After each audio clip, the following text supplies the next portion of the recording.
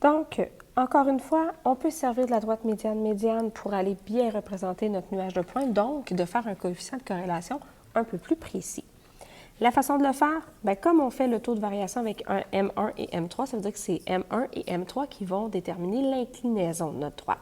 Fait que première étape, je vais grossir un petit peu, je viens dans mon plan cartésien et je viens positionner M1 et M3.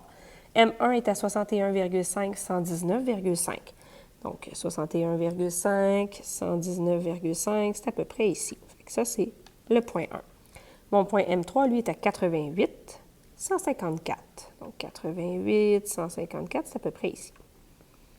Fait que je veux une droite qui est parallèle à ces points-là. Fait que là, je vais me faire une droite qui passe par les deux points que je viens de tracer. Je vous recommande fortement de la faire, mais très pâle, celle-ci, parce que ce n'est pas ma droite définitive. Moi, je veux une droite après ça, donc ça, c'est mon inclinaison. Je veux que mes droites aient cette inclinaison-là. Mais on veut qu'elle passe par le point P. Donc, le point P, on a trouvé, je vais regarder cette couleur-là, on a trouvé que c'était 72,83, 136,5. Fait que le 72,83, c'est à peu près ici. 136,5 est à peu près ici. Fait que lui, c'est mon point P. Fait que je veux que ma droite définitive passe par là. Ça veut dire que là, je vais partir de cette ligne, de la ligne que j'ai déjà tracée, pour aller faire une droite parallèle, mais qui va passer par le point, mon petit point P. Bon, moi, dans mon cas, c'est pratique. Là, je peux prendre ma droite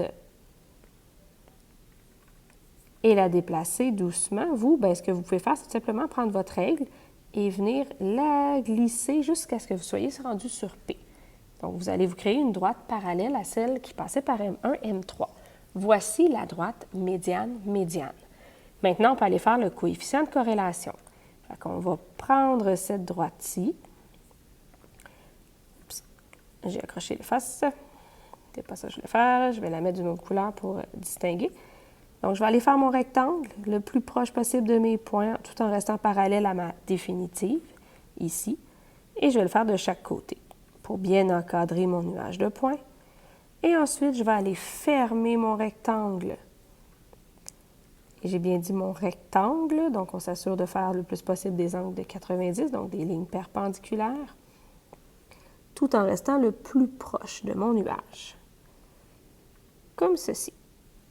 Une fois que c'est fait, bien, je prends ma règle et je mesure. Alors, moi, j'arrive à un grand côté de 4,1 cm et un petit côté de 0,7 cm.